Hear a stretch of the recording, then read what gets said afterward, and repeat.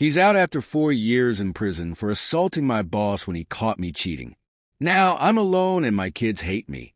For years ago, my life fell apart in ways I could never have imagined. I remember that night as if it were yesterday. The night when I convinced myself I could keep my secret hidden. But secrets have a way of unraveling, and mine did in the worst possible way. My husband, Mark, and I had been married for 12 years. Our marriage wasn't perfect, but whose is? We met in college, fell in love quickly, and soon started a family. Mark was dependable and always put us first. He'd wake up early to fix things around the house or stay up late, helping the kids with their homework. Over the years, though, our marriage slipped into a routine that left me feeling trapped and unsatisfied. I worked as a market manager for a mid-sized company, and that's where I met Evan.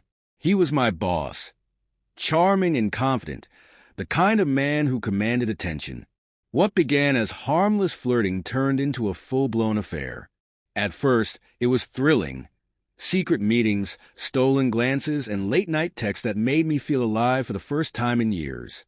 But as time passed, the excitement faded, replaced by guilt that gnawed at me constantly. I knew I was risking everything. My marriage, my children's happiness, and the stable life Mark and I had built. I kept telling myself I'd end it, but I found reasons not to. It wasn't love, not really. Evan was just an escape from the dull reality I was too selfish to face. Then came the night that changed everything. It was a Thursday, and I told Mark I'd be working late. But he'd been suspicious for some time and decided to surprise me at the office. He walked in on me and Evan at the worst possible moment. The look on Mark's face was unforgettable. Pure rage and betrayal.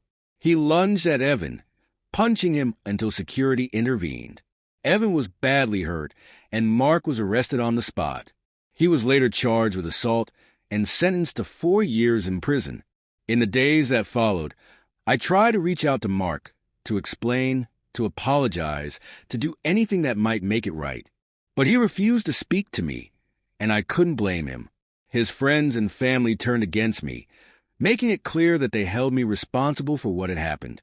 Our kids, who were just 8 and 10 at the time, couldn't fully grasp what had happened, but they understood enough to resent me.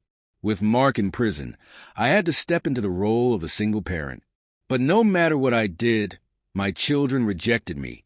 I tried to reconnect, but they blamed me for their father's absence, for the nights they cried themselves to sleep, and for the anger that replaced their once joyful spirits.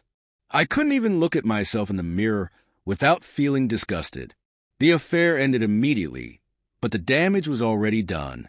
Evan was transferred to another branch shortly after, and I never saw him again. The 4 years Mark spent in prison felt like an eternity. Each day reminded me of what my actions had cost: a loving husband, a stable home, and the respect of my children. I attended therapy, hoping it would help me come to terms with my choices, but the weight of my guilt only grew heavier. The loneliness was suffocating, and friends distanced themselves, unsure how to respond to the scandal that had unfolded.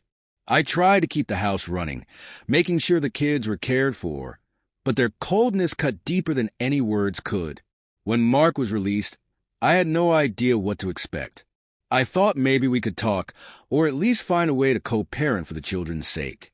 I even allowed myself the foolish hope that there might be a path to reconciliation, though I knew the chances were slim. Mark returned to a changed world. He had hardened in prison, and I could see it in his eyes. The warmth and kindness that once defined him were replaced by a distant indifference. He came by the house to see the kids, and while they ran to him with open arms, they barely glanced in my direction. The hurt was palpable, and I knew whatever bond we had was gone, perhaps forever. The months since his release have been painfully difficult. Mark is rebuilding his life, and though he hasn't spoken to me directly, I heard from mutual acquaintances that he found work and is trying to move forward. The kids spend every other weekend with him, and I can see how much happier they are in his presence. I tried to reach out, but every conversation feels strained, as if I'm speaking to strangers instead of my own children. They look at me with eyes full of resentment, waiting for an apology that words could never truly fulfill. I am alone now, truly alone. The loneliness is my punishment, one I fully deserve. The home we once shared is now an empty reminder of everything I lost. My kids may never forgive me, and I can't blame them. They watched their father's life crumble because of me. I know I can never undo the pain I caused or return to the life I destroyed. Sometimes I wake up in the middle of the night, hoping it was all just a bad dream, that I'll turn over and find Mark beside me, with our kids asleep in their rooms. But reality always sets in, reminding me that I am the architect of my own misery. The love we once had is gone, replaced by a void that nothing can fill. And in that void, I'm left with memories of a life I carelessly let slip away, one reckless choice at a time. Thanks for watching, and don't forget to subscribe for more stories.